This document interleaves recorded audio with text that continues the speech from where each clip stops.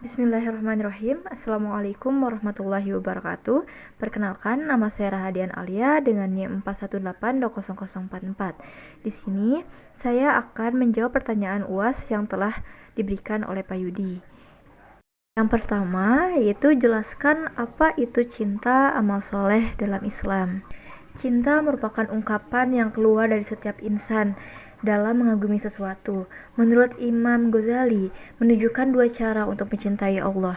Yang pertama adalah melepaskan diri dari hal-hal yang duniawi. Nah, bukan berarti melepas diri sama sekali dengan dunia, melainkan justru menguasai dunia. Nah, yang kedua adalah mengeluarkan kotoran-kotoran hati. Menurut Imam Ghazali juga, tanpa cinta berarti tiada iman. Lalu Rahmat mengungkapkan bahwa seringkali iman ini ditandai dengan bentuk sosial daripada amal soleh yang bersifat ritual. Nah, ibadah ritual ini sebenarnya tidak banyak, misalnya seperti sholat, zakat, naik haji, dan yang lain-lain. Nah, yang dimaksud itu tuh secara langsung menyembah Allah. Nah, menurut Taudin juga, Islam ini menekankan ibadah dalam dimensi sosial. Nah, ibadah dimensi sosial ini lebih besar daripada dimensi ritual. Alasannya dalam Al-Quran mengemukakan ciri-ciri orang mukmin, misalnya berbahagialah orang-orang yang beriman, yaitu orang-orang yang khusyuk dalam sholatnya, yang mengeluarkan zakat, dan yang lain-lain. Bila mengerjakan ibadah ritual itu bersamaan dengan pekerjaan lain yang mengandung dimensi sosial, kita diberi pelajaran untuk mendahulukan kepentingan sosial. Misalnya seperti ketika Nabi sedang sholat sunnah, beliau berhenti dan membukakan pintu untuk tamu yang datang. Yang kedua, apa makna dari amar ma'ruf nahi mungkar dan jihad?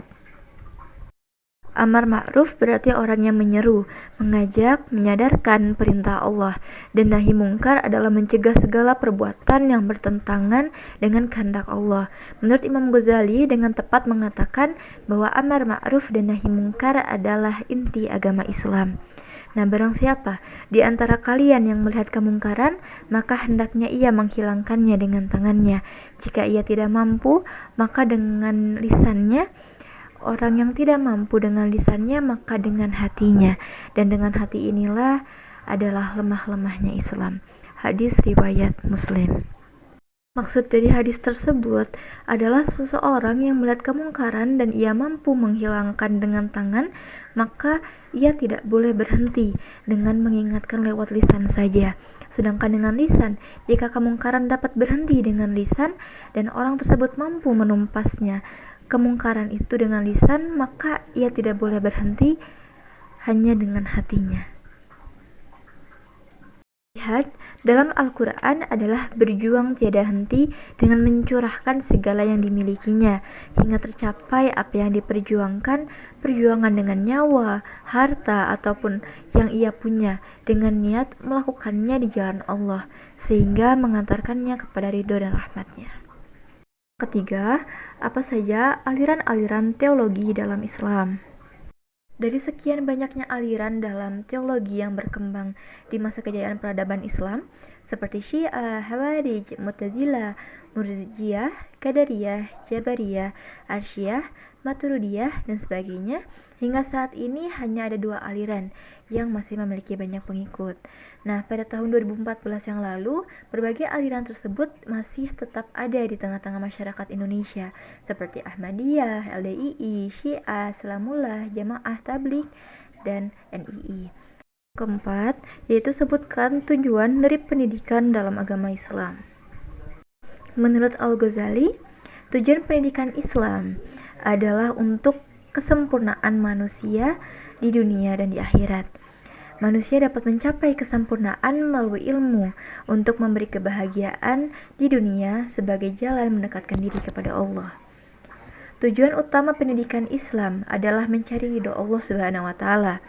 Dengan pendidikan diharapkan akan lahirlah individu-individu yang baik, bermoral, berkualitas, sehingga bermanfaat kepada dirinya, keluarganya, masyarakat, negaranya, dan umat manusia secara keseluruhan. 5.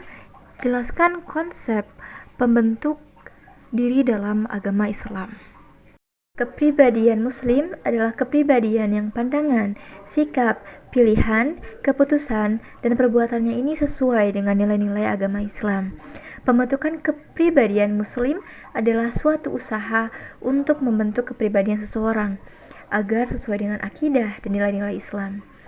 Hal ini tuh sangat penting dilakukan, mengingat kerusakan moral tuh semakin banyak terjadi. Padahal mayoritas masyarakat kita ini beragama Islam, yaitu agama yang dikenal sebagai yang sangat menjunjung tinggi moralitas.